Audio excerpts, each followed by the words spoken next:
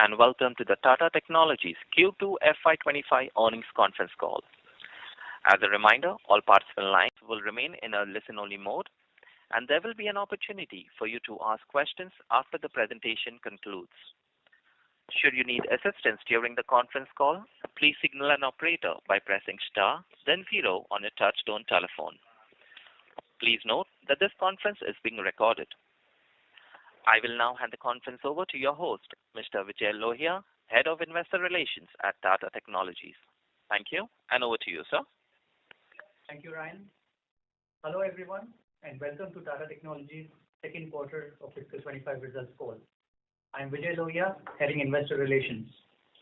Joining me today are Mr. Warren Harris, CEO and MD of Tata Technologies, Ms. Sukanya Sadasivan, COO, and Ms. Savita Balachandran, CFO. Our management team will start with an overview of the company's performance, followed by a Q&A session. As a reminder, we do not provide specific revenue or earnings guidance, and any statements made today regarding our future outlook should be reviewed in light of the risks that the company faces. These risks are outlined in the second slide of the quarterly fact sheet available on our website. Our press release and earnings presentation have been submitted to the stock exchanges and are also accessible on our website, www.tatatechnologies.com. We hope you've had a chance to review them. Let me now turn over the call to Warren. Thank you, Vijay, and thank you everyone for joining us today on this earnings call. Let me share some key highlights for the second quarter of fiscal 2025. I'll then pass the floor to Savita for a more detailed overview of our financial performance. From a revenue standpoint in Indian rupees, we achieved sequential revenue growth of 2.2%. Our services business has returned to sequential growth this quarter, posting a 2% increase in revenue, as we had guided in the previous quarter's earnings call. While overall demand trends remain relatively healthy, we are observing a slight delay in customer decision-making in the near term.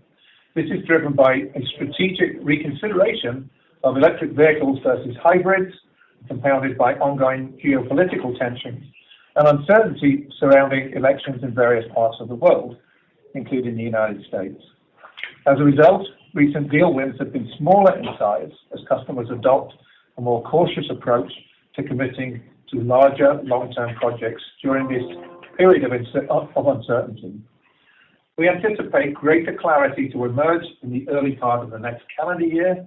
Our order book and pipeline remain healthy, and combined with the continued positive momentum within our anchor accounts, we are confident that the second half of the fiscal year will show stronger performance compared to the first half. Our tech solutions business achieved 2.8% sequential growth this quarter, primarily driven by an impressive 19% growth in our education segment, fueled by the ongoing ramp-up and successful deliveries at our projects in Bihar and Telangana. We also secured 2 significant wins during the quarter, one with the Maharashtra Industrial Development Corporation to establish a center for invention, innovation, incubation and training, and another with the Tamil Nadu Industrial Development Corporation for setting up a common engineering facility center. With a strong order book and a healthy pipeline, our education business is well positioned for sustained growth throughout the remainder of the fiscal year. Products came in as expected. Software sales are typically muted in the summer months, with most of our customers' product software budgets being discharged in Q3 and Q4. Our margin performance remains resilient, with operating EBITDA coming in at 18.2%, flat quarter on quarter, and in line with our focus on margin preservation this year. In terms of our offerings within the product engineering segment, we've seen increased traction in the mid-cycle refresh turnkey vehicle programs, as well as in the embedded and software offering space. In our digital engineering lines of service, we continue to see strong demand, particularly in areas such as smart manufacturing, digital thread solutions, customer experience enhancements, as well as in AI and Gen AI. The growing interest in digital thread reflects our clients' need for seamless integration across the entire product lifecycle, enabling greater visibility and operational efficiency. In smart manufacturing, companies are increasingly adopting our solutions to optimize production processes and enhance agility.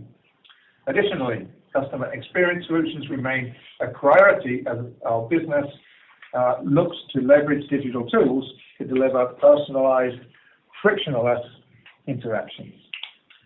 These areas of demand underscore the critical role that digital engineering plays in driving innovation and competitive advantage for our clients.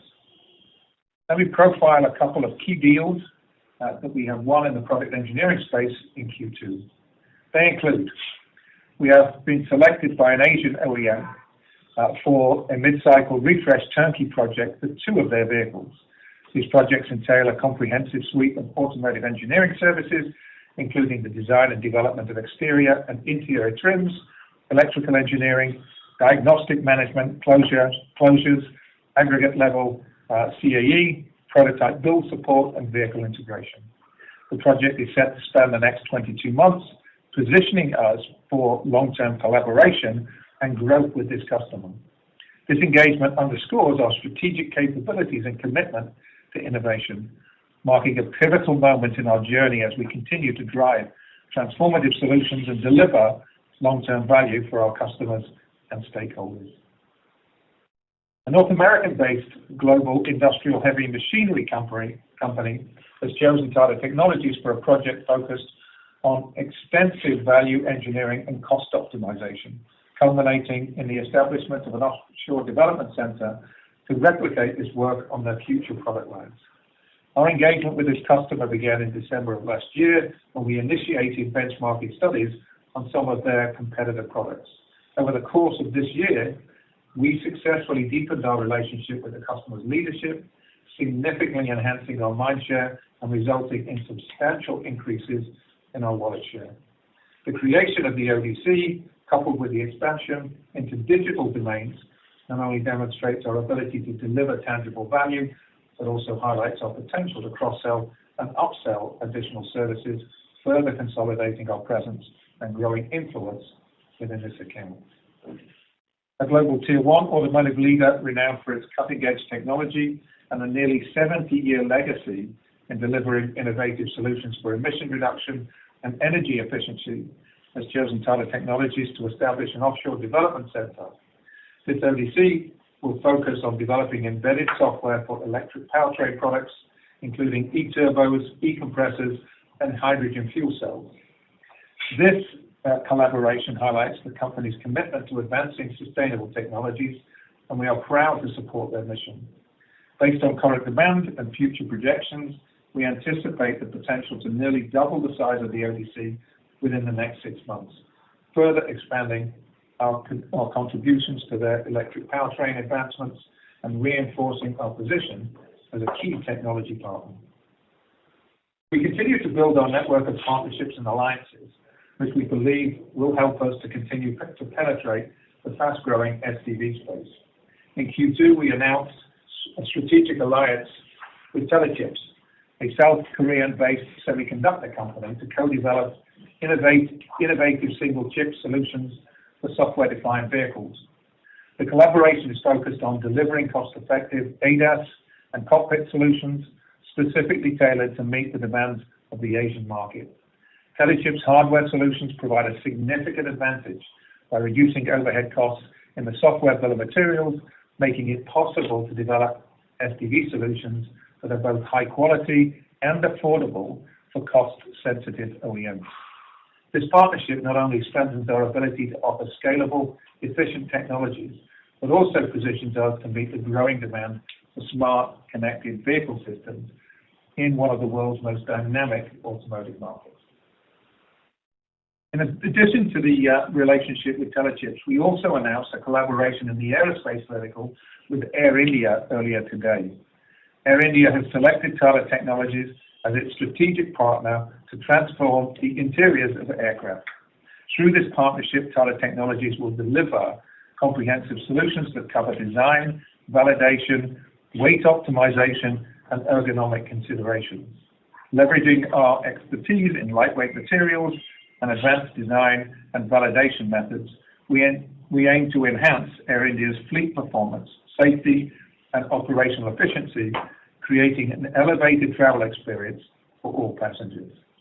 This partnership also solidifies Tata Technologies' role in optimizing Air India's operations by deploying advanced digital thread solutions and smart maintenance, repair, and overhaul services. These innovations are designed to improve operational efficiency, minimize downtime, and maintain Air India's fleet in prime condition, reinforcing both passenger safety and service reliability. I'm also delighted to note that we've announced the official launch of our partnership with BMW in India, named BMW TechWorks India, a Tata Technologies joint venture. BMW undertook an exhaustive search for candidate partners in India before choosing Tata Technologies. During this process, they evaluated numerous firms, many of which held incumbent relationships with BMW. The decision to partner with Tata Technologies is a profound testament to our market-leading automotive capabilities and the trust that BMW places in the core values that underpin the Tata Group. What makes this partnership particularly exciting is its impact, we believe, on the Indian landscape. India has long been recognized for its skilled talent pool, innovation, and cost-effective solutions. This collaboration underscores the growing importance of India as an engineering services hub for the global manufacturing sector. By investing in this country, BMW and Tata Technologies will develop some of the best and brightest automotive software and IT professionals in the world. This partnership sets a precedent for future collaborations that we believe will fuel India's growth story, enhance its technological capabilities, and contribute significantly to high-end job creation. BMW TechWorks India will develop advanced software for SDVs, AI-based solutions, including large language models in standard software, automotive driving, and next-generation infotainment. The venture will also concentrate on enhancing customer brand experience and delivering cutting-edge digital products and innovations in sales and customer interactions. With the final signing of the contracts and the approval of the authorities, the JV will commence operations with 100 employees across key technology hubs in Pune, Bangalore, and Chennai. The venture is set to scale rapidly, targeting a 4-digit workforce by the end of 2025, with a strong emphasis on attracting India's top engineering talent. The joint venture is set to grow into a high double-digit million-dollar revenue stream with projections to surpass a $100 million run rate within a few years. We expect this engagement to make a material contribution to our financial results in the coming years. As noted earlier, our digital engineering segment continues to see growing interest in the areas of smart manufacturing, digital thread integrations, and Gen AI. Some of the notable deals won in this space in Q2 include: we've successfully completed the deployment of a CRM platform for a leading Asian two-wheeler automotive OEM. Additionally, we implemented the lead management system from our Power of 8 platform, leveraging our templated approach to achieve record-breaking go-live time.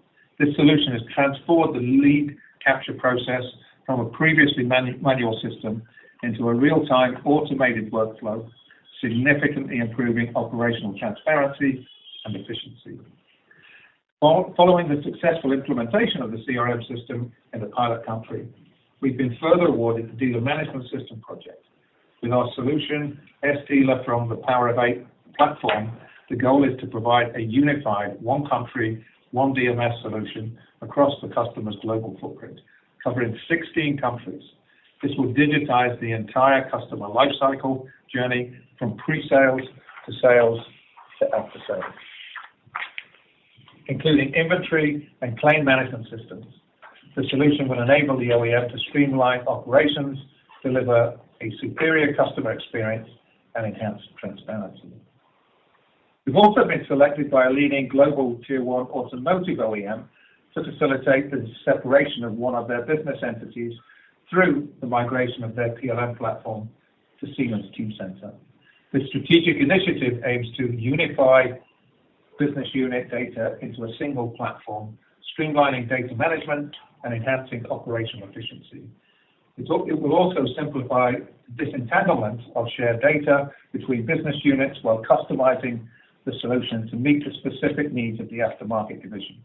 And also, it will achieve cost efficiency comparable to replicating the current SAP PLM system. By transitioning to Siemens Teamcenter, the OEM will benefit from improved data transparency, better scalability, and a more agile platform that supports the long-term digital transformation goals, ensuring the separation process is seamless and future-ready. For European luxury automotive OEM, we have also initiated an AI governance framework centered around key pillars such as responsible AI, the use of large language models, AI standardization, AI controls, and AI enablement. This framework is supported by the necessary tools and processes to manage AI systems while ensuring full compliance with regulatory requirements across the organization. By implementing a robust AI governance structure, we are helping the customer accelerate the deployment of AI solutions, ensuring that they are not only faster and more efficient, but also aligned with the business objectives and, importantly, ethical standards. This initiative enhances the OEM's ability to harness the power of AI responsibly, mitigating risks and unlocking greater value from AI-driven innovation. Our commitment to customer centricity remains a core focus. I'm pleased to share that in FY24, we were recognized amongst the top 10 percentile of technology service providers, achieving an impressive Net Promoter Score of 66, as reported by our partner, Litmus World. The rating reflects our ongoing dedication to delivering exceptional value and service quality to our clients, ensuring we remain a trusted partner in helping them achieve their strategic goals. Before turning it over to Savita, let me briefly reiterate my comments from our Q1 earnings report on concerns regarding the deceleration in electric vehicle sales momentum and why we believe that the medium to long-term fundamentals remain intact. Despite recent concerns regarding customer sentiment, global sales of fully electric vehicles are still forecast to grow in 2024, but at a slower rate than in the previous year. 21% in 2024, down from 28% in 2023. However, we still expect the share of EVs on the road to continue to climb rapidly. By 2030, the International Energy Authority expects almost 1 in 3 cars on the roads in China to be electric and almost 1 in 5 in the US and the European Union. Consequently, we continue to believe that our market-leading electrification proposition will provide significant growth opportunities for our company. Let me now hand over to Savita to take you through our financial performance. Thank you, Warren. Hello, everyone, and thank you for joining us on this call today. Let me now walk you through our financial performance for the second quarter of fiscal 25. Our revenue from operations grew 2.2% sequentially to 1,296 crores for the quarter. The services segment, which comprised around 78% of total revenues, was up 2% sequentially to 1,005 crores. The technology solution segment, which comprised the remaining 22% of revenues, witnessed a 2.8% sequential increase, which was driven by a robust growth of close to 19.5% of our education business, driven by reasons that Warren has explained in his remarks. The products business saw a decline of 21%, driven by seasonality, which will reverse in the seasonally strong second half of the fiscal year. Let me provide some additional insight into the health of the underlying business. On a year-on-year basis, our services segment revenues grew 1%. Note that this is after covering for VinFast, which contributed almost $18 million to the top line in the comparable quarter of last year, excluding which our revenue saw a 15% year-over-year increase, underscoring the continued strength and resilience of the core business. As we've outlined in our earlier interaction, our focus continues to be on maintaining a balanced approach of upholding operational discipline while strategically investing in capabilities to capitalize on the emerging opportunities in the industries of our key customer segments. Our operating expenses in the quarter was up 2.2% on a sequential basis, which was consistent with our overall revenue growth. As a result, our EBITDA margin came in flat at 18.2%. I'm especially pleased with the disciplined cost management our teams have maintained to ensure we remain on track for our margin preservation targets this fiscal year. We've also made steady progress on our key long-term margin levers with positive gains in our offshoring initiatives this quarter. Additionally, our utilization rates have also improved, further supporting our margin objectives. Looking ahead, we remain committed to our medium to long-term margin aspirations of 20% plus levels.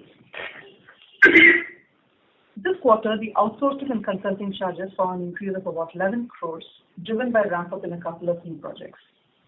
This was partly offset by a reduction in the employee benefit expense by about 5 crores, or less than 1%. Our combined consulting and employee expenses increased 0.8% in the quarter, while other expenses increased by about 10% sequentially, driven by higher professional fees associated with specific strategic engagements during the quarter, and a slight rise in allowance for expected credit losses following one of our long-tail European customers having entered into self-administration. We have adopted a prudent approach by completely providing for our exposure in this quarter. We recognized an other income of 16.5 crores during the quarter, compared with 23 crores in the previous quarter. This was largely driven by lower interest income on account of the dividend of 408 crores that we paid in June, as well as a non-cash net loss of 2.5 crores due to a translation effect of change in the fair value of derivative instruments.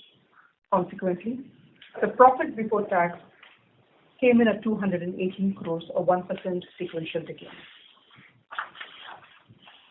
Our effective tax rate in the quarter came in at 27.6%, an increase of 140 basis points compared to the previous quarter, driven by profit mix change across geographies. As a result, the profit after tax declined by 2.9% to 157 crores. We remain focused on maintaining a strong and liquid balance sheet. At the end of the second quarter, our net cash on the balance sheet was $145.3 million, compared with $131.4 million at the end of the previous quarter, and we continue to remain debt-free. Our collection efficiency continues to remain robust, with a total DSO of 85 days at the end of September, compared with 84 days at the end of Q1 and 92 days in the same quarter of last year. Billed DSO stood at 60 days, while the unbilled DSO came in at 25 days at the end of Q2. Turning to cash flows, we've observed an improvement in the working capital position and cash conversion levels during the first half of the year. Our free cash flow amounted to approximately 453 crores, with a net release of about 23 crores in working capital in the first half of this fiscal. And we remain focused on sustaining this efficiency in cash collections as well as conversion rates. Let me now give you some color on the operational metrics.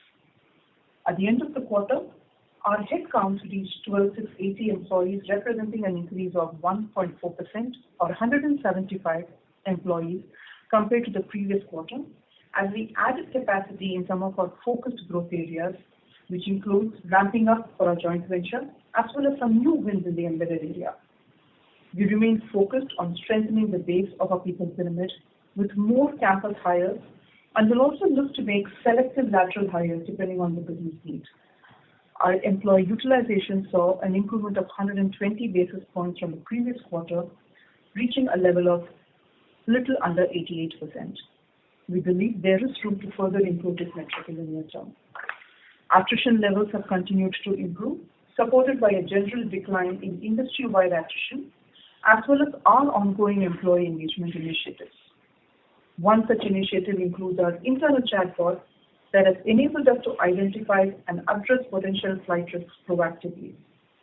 By the end of Q2, our 12-month voluntary attrition rate stood at 13.1%, down from 13.7% of the previous quarter, with further positive momentum observed so far in this current quarter.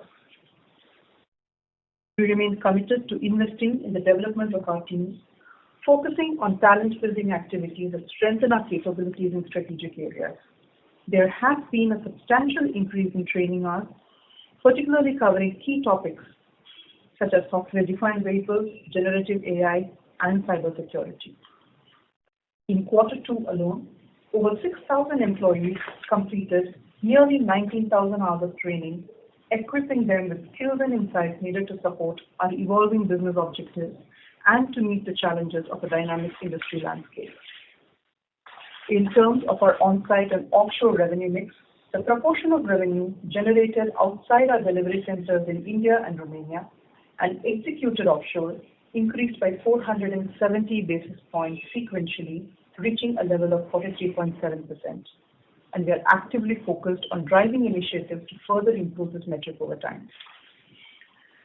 As we drive to do more work in the embedded and digital space, as well as large fixed-wing programs, our focus will be to leverage offshore far more. This will help us bring in better employee pyramid with focus on reskilling and upskilling, as mentioned above, and will drive better utilization.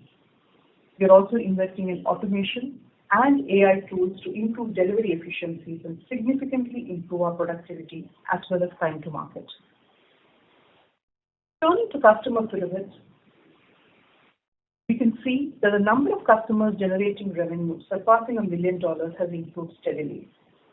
Within the $1 to $5 million category, which rose to 30 in the second quarter compared to 28 during the same period last year, we've also seen improvement in the 10 to 50 million category, which now has 6 customers compared with 3 during the same period last year. In the $50 million plus category, we now have 2 customers compared with 3 in the same quarter last year. In summary, while the long-term fundamentals of our business remain sound, we are noticing a slight delay in customer decision-making in the near term. However, we anticipate stronger performance in the second half of the year, driven by opportunities reflected in our order book and pipeline. Our margins have remained resilient throughout the first half, and we are committed to maintaining strong operational discipline while continuing to invest in key strategic growth areas. With that, I thank you for your time. We can now open the floor for questions. Thank you. Ladies and gentlemen, we will now begin the question and answer session. Anyone who wishes to ask a question may press star and 1 on their touchtone telephone. If you wish to remove yourself from the question queue, you may press star and 2. Participants are requested to use handsets while asking a question. Ladies and gentlemen, a reminder, please restrict yourself to 1 question and 1 follow-up question. Our first question comes from the line of Chandramouli Muthiah from Goldman Sachs. Please go ahead. Hi, good evening, and thank you for taking my questions. My first question is just on the broader environment for your core automotive segment. Just trying to understand, I think you made a few comments around sizes of wheels being slightly smaller, and they're waiting for a couple of quarters for more clarity on how the growth might start to rebound in the EV investing end market. So if you could just provide a little more color around those comments, and then maybe what you're seeing in your core customers. I think one of your peers had mentioned that JLR is not maybe the primary growth driver for the balance of this fiscal year. It's some of the other OEMs which might be driving most of the growth. So just that angle between anchor customers and non-anchors as well. Yeah, it's a great question, and I'll reiterate my comments that in a medium to long term, we fully expect that the pendulum has swung, and there will be increasing EV adoption rates as we get through the short term challenges, and even in the short term, we expect the EV penetration to continue to grow. But there's really 2 things that are coloring the short-term decision-making of our customers. In North America, the election is essentially presenting 2 very polarized policy positions as far as clean energy is concerned, and I think that our customers are waiting for for clarity in terms of who wins next week, and I think that will then provide the basis on which decisions will then be made.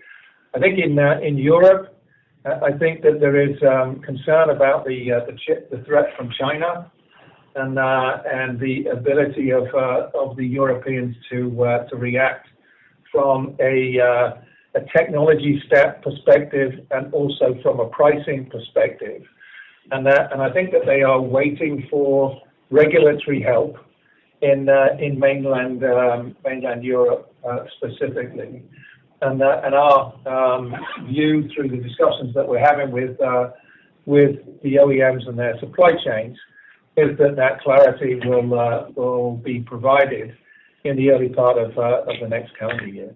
So we anticipate short-term headwinds, some tactical headwinds over the next 6 to 9 months, but then we expect the type of accelerated growth that we've seen in the last couple of years to reinstate itself. Got it. That's helpful.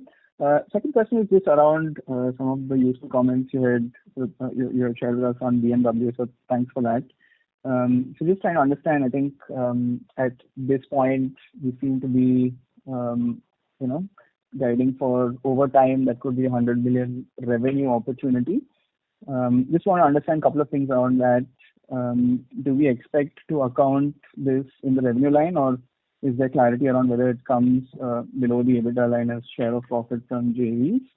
And also just related to that, trying to understand, given that it's a JV, would you expect this to be as an entity, more profitable than your current core business? And what would be the sort of startup costs associated with setting it up? When do you think it might, achieve steady state profitability? Yeah, I think the fact that the JV does not begin to operate until the 1st of November, means one that we are constrained by confidentiality agreements with regard to our commitment to BMW. So we're not at liberty to share specific details on revenue ramp up and margins. As far as the accounting treatment is concerned, as far as consolidation is concerned, we are still working with our auditors to determine the best approach for us to be able to present the contribution that the JV will make to our business. And so as that becomes more clear, and we expect that to happen in the next couple of months, we will bring that to the investors and share the details. Got it. Thank you very much, and all the best. Thank you. Thank you. The next question comes from the line of Abhishek Kumar from JM Financial. Please go ahead. Yeah, hi, good evening, and thanks for taking my question. First is on second quarter revenue growth. When I look at the constant currency growth sequentially for services, it was muted at 0.3%. So was it in line with what we were expecting, or were there some negative surprises through the quarter? And related question is, I saw a sharp jump in offshore revenue, and one of your peers indicated that clients are proactively asking for work to move offshore. So did that happen in our case? And if yes, did that had an deflationary impact on the revenues for the quarter? Yeah, I think in terms of the performance vis-a-vis our forecast, I think the performance was relatively in line with regard to our expectations, save for the comments that we've made about some of the decision making being right shifted, and some of the deals that we expected to close coming in at smaller quantums than originally anticipated. So we signaled at the end of Q1 that we expected to return to growth. We've achieved that. We had at the beginning of the quarter expected to do a little bit better than we actually delivered. But we've factored that into our expectations for the second half of the year. And as I've positioned in my opening comments, we expect the second half of the year to be better than in the first half of the year. So, we are reacting to the market dynamics and the challenges in the US and in Europe in the automotive market, but we're still relatively optimistic in terms of the momentum that underpins the business performance. Sure. Next, I have a question on margins. We've done well in terms of utilization and also offshore mix. Now going forward in the second half with probably wage hike, I'm not sure if you've decided on the wage hike, but if with that still ahead of us, how should we think about margins going forward? Thank you.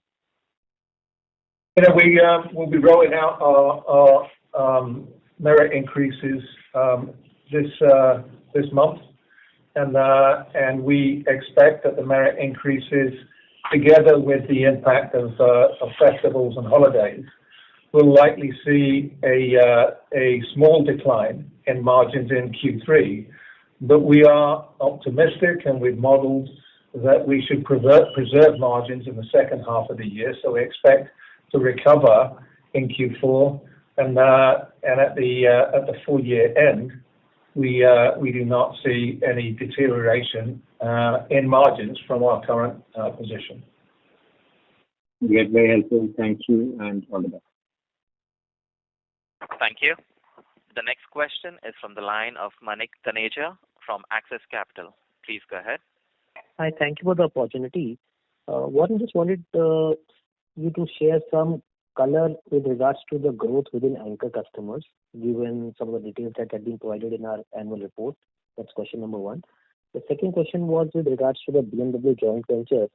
Given that BMW does work with a number of tier 1 IT services companies as well as some ER&D companies, do you think over a period of time there is an opportunity for us to consolidate that the work that BMW may be doing with other vendors? Thank you. Well, let me start with answering that question first. I think one of the things that has characterized the partnership that we've established with BMW is that it has been driven by the executive leadership team of BMW. The decision to partner with Tata Technologies was primarily made by the head of automotive software and the CIO. They are on the board of the joint venture, and they will work with Tata Technologies to ensure that the joint venture delivers against the expectations that BMW have had. And what that's allowed us to do is profile at the top of BMW the breadth and depth of our capabilities, and it's also helped us influence decision making at BMW in favor of plans not just for the joint venture, but for the direct business that we expect in the future to deliver. So we are very bullish about the opportunity with BMW. Now, as far as whether they consolidate the work that they're doing with other third parties into the JV or into a direct relationship with Tata Technologies, that will be obviously a decision for BMW. But we will work very, very hard to continue to do everything that we can to ensure that our share of wallet continues to grow. As far as the anchor relationships are concerned, I think we've signaled now for some time that given the success of both JLR and Tata Motors, their capex has increased significantly, and we have been the beneficiary of that. Our share of wallet continues to not only be protected, but in areas that are of strategic interest to Tata Technologies, we've seen growth, and we remain bullish to the ongoing support that we can provide for those two group companies, and the impact that will have on both our top and bottom line. Sure. Thank you, and all the best for the future. Thank you.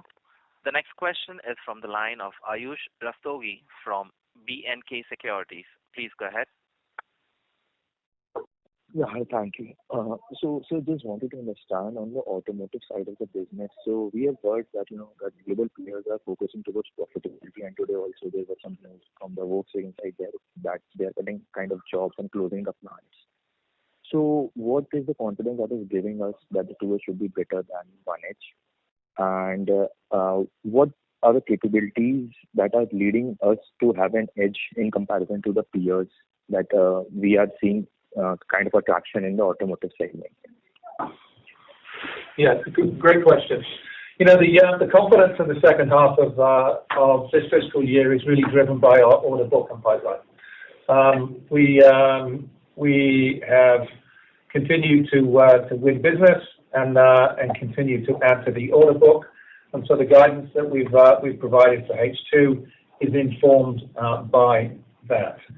In terms of why we continue to be bullish about our position in automotive, is that when you look at the automotive value chain and you look at the investments that are being made by our customers, they are investing not just in electric vehicles and in the transition to software-defined vehicles, but they're also having to optimize legacy products in order to ensure they are profitable to be able to invest in the future. Tata Technologies has capabilities across the entire portfolio. So the traditional internal combustion engine, propulsion solutions and the associated vehicles, as well as electric vehicles, the move to connected, and again, the move to software-defined vehicles. And so we are in a position to be able to partner with our customers in automotive as they navigate the vectors of change that will define the industry in the next 10 years.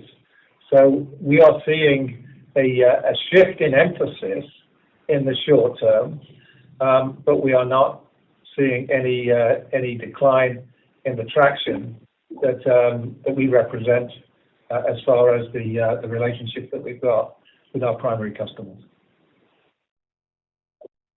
Okay, thank you, sir. Thank you.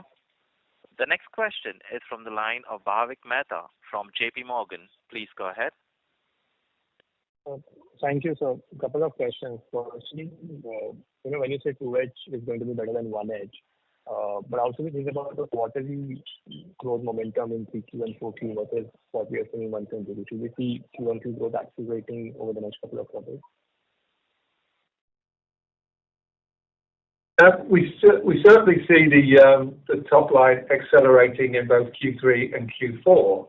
Having said that, Q3 will be impacted by the festivals and the holidays that typically impact the third quarter of our fiscal year.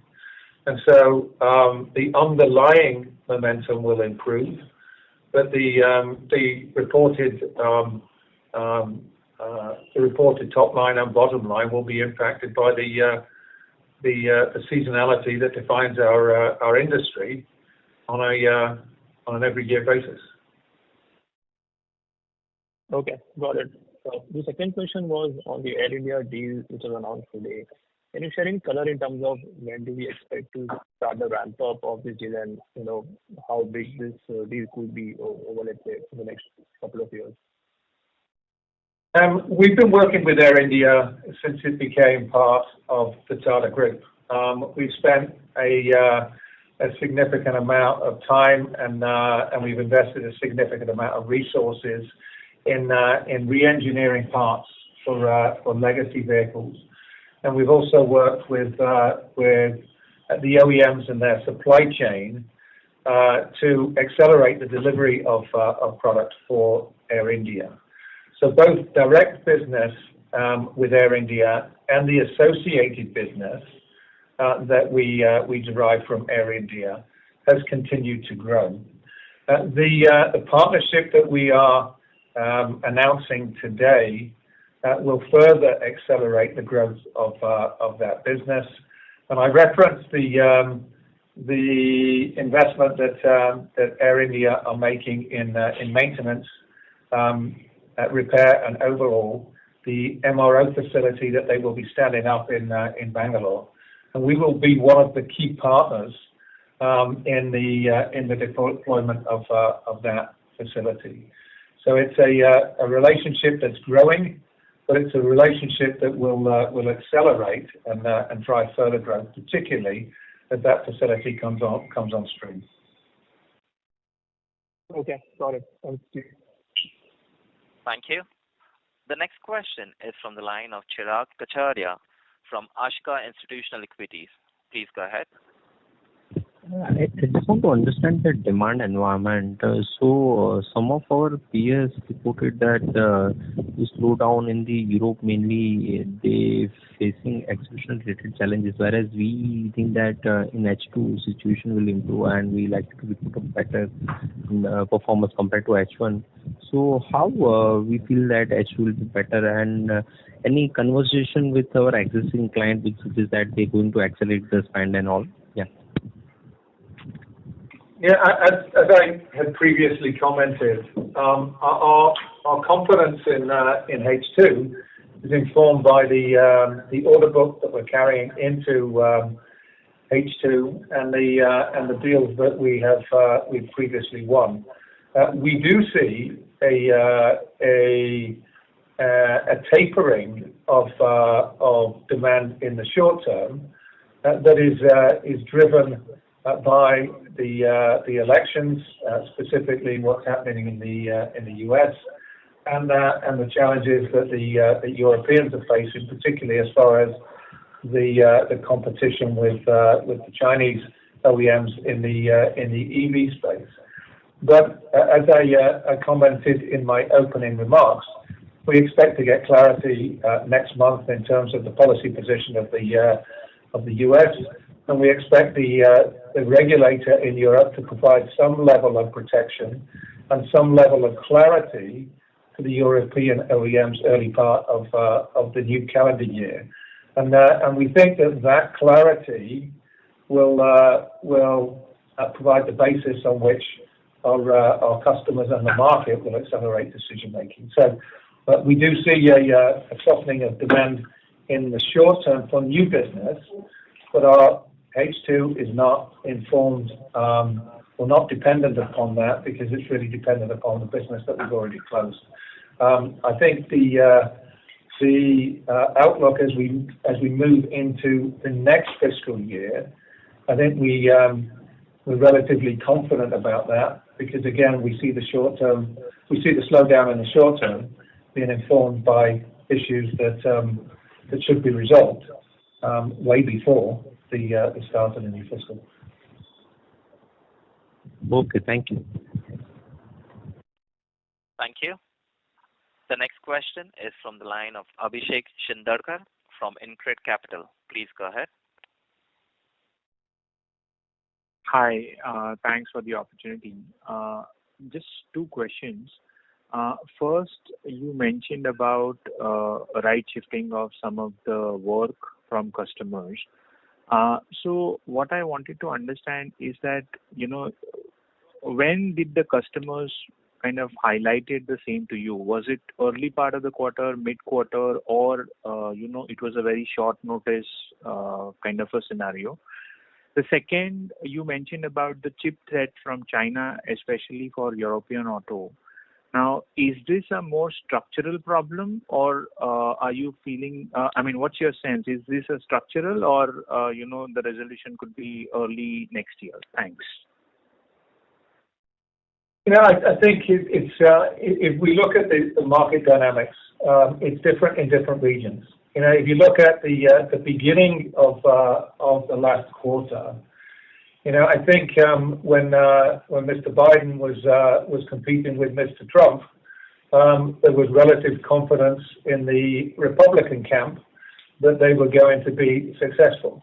And I think that the industry was gearing up for a change in administration in November. I think the change of candidate at the top of the ticket has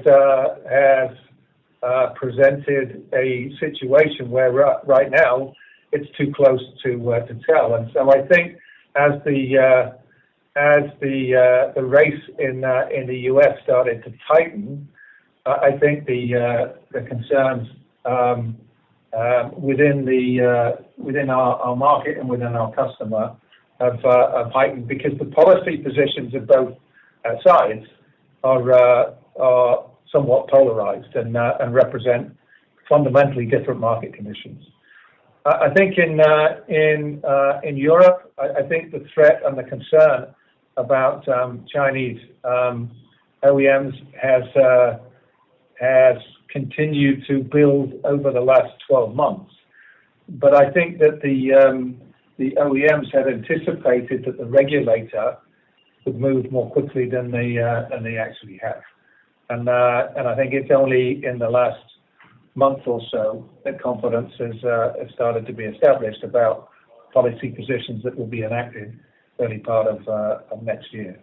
So I think it's a detailed explanation of the fact that the situation has kind of evolved during the course of the quarter, and what we started out with at the beginning is somewhat different in terms of market condition to the situation that played out in the last month of the quarter. Very helpful. Just a follow-up to your answer, does that mean that the tariffs on Chinese OEMs can keep on increasing? What is your assessment basis your interactions with the industry participants? Thank you once again for taking my question. Yeah, I think it's likely, regardless of who wins on November the 5th, the tariffs against Chinese OEMs in the United States will continue to increase. And that's primarily because the American OEMs don't sell a lot of product in China. I think it's much more difficult for the Europeans, because particularly in the premium segment, the German OEMs and to a lesser extent some parts or some divisions of the French OEMs do sell product in China. And so I think that they will have to balance regulation with the ability to continue to service that market, which today is by far and away the largest market in the world. So I think it will play out in different ways in different regions. Thank you. The next question is from the line of Rajiv Berlia from Citigroup. Please go ahead. Yes. On your comments on 2H better than 1H, just wanted to understand how much confidence is coming from anchor clients and non-anchor clients? Well, I think it's relatively balanced. Our services revenue from anchor clients makes up a significant portion of our services revenue, and given the extent of the relationship that we have and the closeness of the working relationship, it means that we have very clear visibility on the business there. But we've worked hard over the last 10 years to diversify ourselves, and we've built significant and sizable relationships outside of the group. And the business that we're in is a relatively sticky business. It doesn't change based upon the sales dynamics that our customers have to grapple with. When you invest in new product, you're investing in the competitive position of that company 3-4 years from now. And so typically, there is short-term price shifting. There's sometimes some tactical reduction in discretionary spend, but for the most part, order books are protected, and commitments that customers have made to us they remain relatively intact. And it's that that's really inspired and informed our confidence in the second half of the year.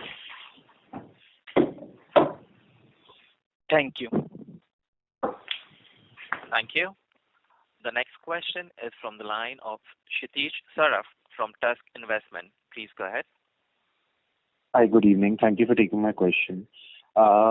Would you see this as an opportune time amidst a little bit of auto decision-making slowdown to ramp up the aerospace and the industrial heavy machinery bit?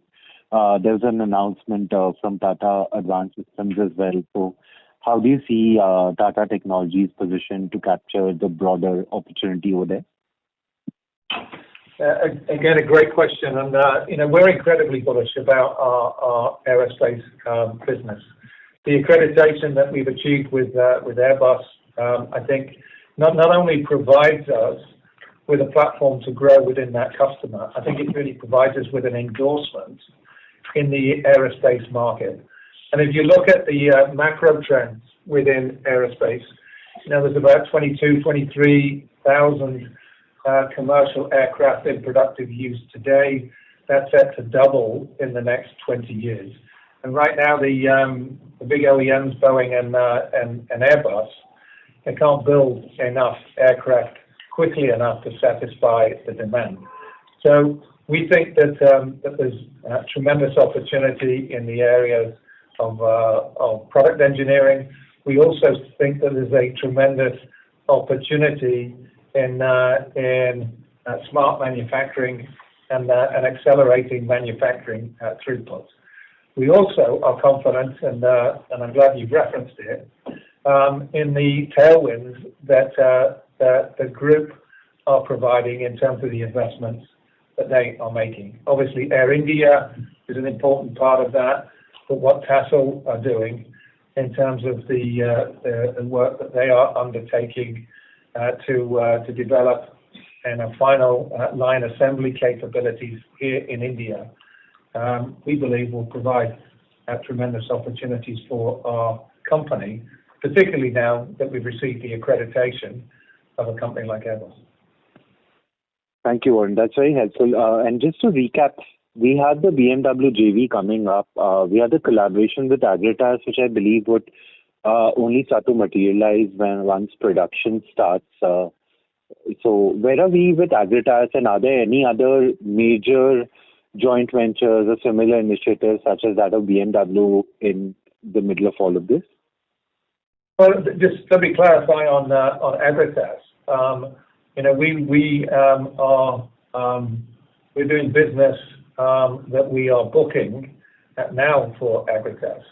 There's really three aspects of the partnership with Agratas at the moment.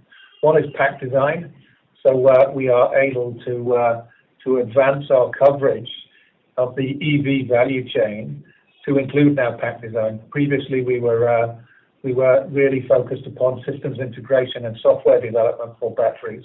Now we're actually standing up teams that are contributing to the development of packs for different use cases, not just within the four-wheeler or passenger vehicle space, but also in the three-wheeler and two-wheeler space. We're also working with Agratas to help them digitize their enterprise. So we are rolling out ERP and PLM systems for that organization. And we're also working with them to help them industrialize the 2 gigafactories that they are standing up in Gujarat and the southwest of the UK. So we expect that partnership to continue to scale and to continue to grow.